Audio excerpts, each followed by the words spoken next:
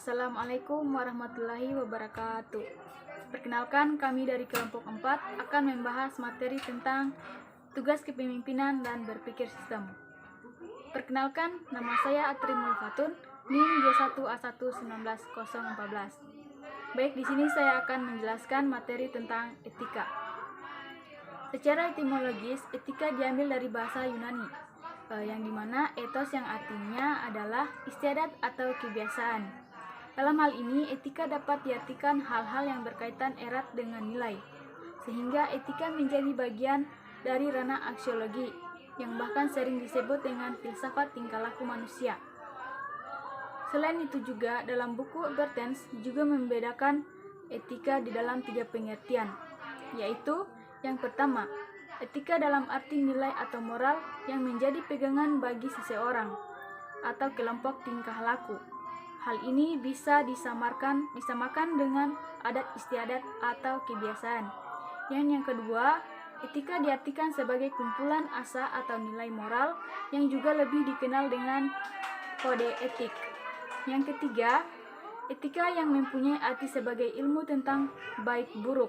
Dalam hal ini, etika baru menjadi ilmu apabila kemungkinan etis yang begitu saja diterima dalam suatu masyarakat menjadi bahan refleksi bagi suatu penelitian sistem dan metodis. Terima kasih. Baik, nama saya Audrey Aprianti Nur, NIM J1A1190015, ingin melanjutkan presentasi dari teman saya tentang pengertian kepemimpinan. Jadi, kepemimpinan adalah kemampuan seorang pemimpin untuk mempengaruhi bawahannya agar mau bekerja sama dengan pimpinannya untuk mencapai tujuan tertentu. Pengertian kepemimpinan yaitu hubungan yang tercipta dari adanya pengaruh yang dimiliki seseorang terhadap orang lain sehingga orang lain tersebut secara sukarela mau dan bekerja sama untuk mencapai tujuan yang diinginkan. Jadi, etika kepemimpinan dalam kesehatan masyarakat yaitu tingkah laku suatu pemimpin atau atasan dalam profesi kesehatan, di mana dapat memberikan edukasi yang baik untuk masyarakat agar profesi kesehatan masyarakat dapat berjalan dengan baik dan semaksimal mungkin. Sebagai pemimpin yang baik dan beretik, pemimpin dapat mengatasi hambatan-hambatan yang terjadi dalam rangka memperbaiki kinerja tersebut. Dalam hal ini, kesehatan masyarakat di mana pemimpin harus bisa berkomitmen agar dapat mengutamakan preventif dan promotif. Assalamualaikum warahmatullahi wabarakatuh. Perkenalkan, nama saya Besti Amelia, NIM J1A1190017. Di sini saya akan menjelaskan mengenai teori kepemimpinan. Dalam teori kepemimpinan terbagi menjadi 3. Yang pertama, teori orang besar atau teori bakat. Yang kedua, teori situasi. Dan yang ketiga, teori ekologi. Teori yang pertama yaitu teori orang besar atau teori bakat, di mana terdapat beberapa orang yang dapat menjadi pemimpin dan memiliki bakat-bakat kepemimpinan sejak ia lahir. Yang kedua yaitu teori situasi. Teori situasi ini merupakan kebalikan dari teori orang besar atau bakat, di mana seseorang dapat menjadi pemimpin dan tidak memiliki bakat-bakat kepemimpinan sejak lahir. Akan tetapi ia mampu menjadi pemimpin yang baik dikarenakan ia mendapatkan keberuntungan. Dan yang ketiga yaitu teori ekologi, di mana teori ekologi ini merupakan ekologi ini merupakan bakat seseorang yang dimiliki setelah ia menjabat jadi kepemimpinan, atau bakat-bakat kepemimpinan ini dimiliki setelah terjadinya proses alami. Sekian dari saya. Nama saya Nurfandila Kalapat, NIM 1A1190059. Saya akan menjelaskan mengenai ciri-ciri kepemimpinan yang baik. Ciri yang pertama yaitu jujur dan dapat dipercaya. Jujur dan dapat dipercaya adalah modal dasar seorang pemimpin. Tidak hanya anggota tim yang harus memiliki sifat ini. Dengan dilandasi oleh sifat ini, maka anggota yang terbentuk dengan sendirinya akan mengikuti pimpinannya. Ciri yang kedua yaitu mampu bertanggung jawab. Seorang pemimpin harus mampu dan mau bertanggung jawab, karena seorang pemimpin akan selalu menanggapi pertanggungjawabannya terhadap apa yang dipimpinnya dan keputusan yang diambilnya. Ciri yang ketiga yaitu mampu menentukan skala prioritas. Seorang pemimpin yang mampu menentukan skala prioritas akan mampu bekerja secara optimal dan mampu menyelesaikan tugasnya dengan tepat waktu. Ciri yang keempat yaitu mampu mendelegasikan tugas. Seorang pemimpin harus bisa mendelegasikan tugas kepada orang yang tepat untuk pekerjaan yang tepat, dan dengan pendelegasian pemimpin akan lebih fokus kepada tugas yang penting. Ciri yang kelima yaitu penanganan cepat dan mengatasi masalah.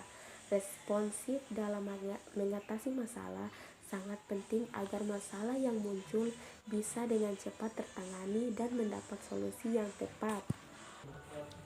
Ciri yang keenam yaitu memiliki sifat positif. Setiap pemimpin harus memiliki sifat positif, karena sifat positif akan mampu melihat ke depan dengan optimis. Ciri yang ketujuh yaitu kemampuan berkomunikasi efektif. Pemimpin harus mempunyai kemampuan berkomunikasi dengan efektif agar pesan yang disampaikan jelas, tidak salah tangkap dan salah arah. Ciri yang kedelapan yaitu keberanian sosial dan percaya diri. Seorang pemimpin yang baik harus memiliki keberanian sosial dan kepercayaan diri yang tinggi. Ciri yang kesembilan yaitu mampu mengembangkan setiap anggota tim. Setiap pemimpin yang baik selalu mengembangkan setiap anggota, karena dengan SDM yang kuat, tujuan yang dicapai pun akan lebih mudah dicapai. Ciri yang ke-10 yaitu mampu mengendalikan keadaan. Seorang pemimpin dituntut dapat mengendalikan keadaan. Misalnya, seorang dituntut memiliki sifat humoris agar mampu tertawa di saat suasana sedang dilanda masalah, sehingga permasalahan tidak menambah beban yang sudah ada. Saya Sukma Rizky, NIM J1A119074. Di sini saya akan menjelaskan tentang tipe-tipe kepemimpinan. Dalam kepemimpinan terdapat beberapa tipe. Yang pertama yaitu adaptif. Seorang pemimpin yang adaptif dapat menyesuaikan diri dalam perusahaan dengan keadaan yang dinamis, menyesuaikan nilai mereka dengan perubahan yang terjadi, dan membantu bawahan mereka untuk dapat ikut menyesuaikan diri dan mengenali perubahan yang terjadi tanpa mengurangi kepercayaan bawahan tersebut kepada mereka. Yang kedua yaitu kecerdasan emosional. Seorang pemimpin yang memiliki kecerdasan emosional sangat bisa mengatur diri mereka sendiri dan hubungan mereka dengan orang lain, dan mereka juga seringkali merupakan orang yang sangat hebat dalam mempengaruhi dalam hal baik. Semua orang dapat berlatih dan belajar untuk bisa cerdas secara emosional. Yang ketiga yaitu karismatik. Seorang pemimpin yang karismatik dapat mempengaruhi orang lain untuk melewati kepemimpinan mereka bersama dirinya. 90 tahun yang lalu, sosiologis Max Weber menggambarkan otoritas karismatik berasal dari karakter yang luar biasa, pejuang, dan kesucian. Yang keempat yaitu autentik. Autentik seperti halnya passion adalah sebuah kata yang sering digunakan, tetapi kata ini tetap masih terdengar fresh ketika mantan CEO dari Medtronic, Bill George, menggunakan kata ini untuk menggambarkan pemimpin dalam integritas dan karakter. Yang kelima yaitu level 5 leader. Seperti yang digambarkan seorang pembisnis hebat, Jim Collins, pemimpin level 5 mengejar tujuan dengan kegigihan seperti seekor singa dan kerendahan hati seperti seekor domba. Orang seperti ini sangat sulit dicari. Pemimpin seperti ini adalah pemimpin yang murah hati, bertanggung jawab, dan meletakkan kepentingan organisasi di atas kepentingan pribadi. Yang keenam yaitu mindful leader. Terlalu banyak kepemimpinan yang menjalani kepemimpinan mereka berdasarkan pada asumsi lama dan aturan-aturan yang tidak praktis.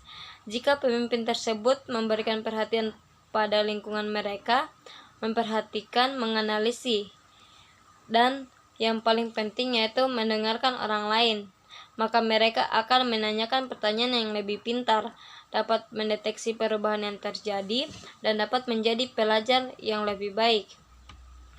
Yang ketujuh yaitu narsisme. Di luar para pemimpin yang hebat, terdapat juga beberapa pemimpin yang tidak patut dicontoh. Beberapa di antaranya adalah pemimpin yang terlalu mencintai dirinya sendiri, atau yang bisa kita kenal dengan nama pemimpin yang narsis. Pemimpin yang narsis tidak mendengarkan orang lain, tidak ingin belajar dan tidak ingin mengajar, serta tidak suka jika ada pendapat yang berbeda dari pendapat mereka. Yang kedelapan yaitu no excuse leadership. Kemiliteran tampaknya merupakan suatu tempat yang memiliki pembelajaran kepemimpinan yang tinggi dan tidak pernah berakhir. Kepemimpinan yang no excuse merupakan tipe kepemimpinan yang biasanya terdapat di dunia militer. Tipe kepemimpinan ini akan mampu membuat keputusan dengan cepat, bersikap tegas dan keras, dan menunjukkan mental yang kuat. Yang kesembilan yaitu menular. Richard Boyadziz dan Annie McKee menyebutkan bahwa emosi itu menular. Moral seseorang dapat naik dan turun sesuai dengan mood dari sang pemimpin. Pemimpin yang positif dan bersemangat dapat menularkan hal itu kepada bawahan mereka dan menularkan antusiasme yang positif dalam perusahaan. Yang ke-10 yaitu melayani. Pemimpin tipe ini adalah pemimpin yang bersedia untuk melayani bawahannya, tidak tertutup pada batasan jabatan. Pemimpin tipe ini akan bersedia untuk pertama kali melayani dan bersedia menjadi contoh agar bawahan mereka dapat bekerja dengan lebih baik. Tipe-tipe pemimpin ini adalah mereka yang memiliki empati yang besar, peduli, dan mau menyembuhkan. Yang ke-11 yaitu storyteller. Seorang pemimpin harus mampu bercerita tentang dirinya sendiri, tentang perusahaan, tentang apa yang dilakukan pegawai mereka, dan tentang apa yang akan dilakukan mereka di masa depan. Menceritakan cerita membangkitkan emosi yang tidak dapat dibantah siapapun juga. Tidak heran jika tipe pemimpin seperti ini banyak terdapat dan cocok untuk para entrepreneur, karena para entrepreneur membangun sendiri cerita mereka, dan merekalah yang benar-benar mengerti cerita mereka. Oke, sampai di sini penjelasan saya. Terima kasih.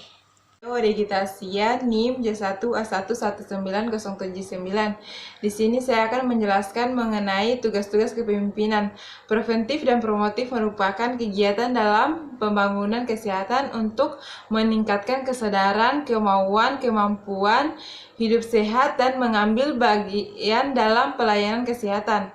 Masyarakat turut membantu menghasilkan generasi bangsa yang cerdas. Baik, itulah pemaparan materi dari kelompok kami. Lebih dan kurangnya mohon dimaafkan. Wassalamualaikum warahmatullahi wabarakatuh.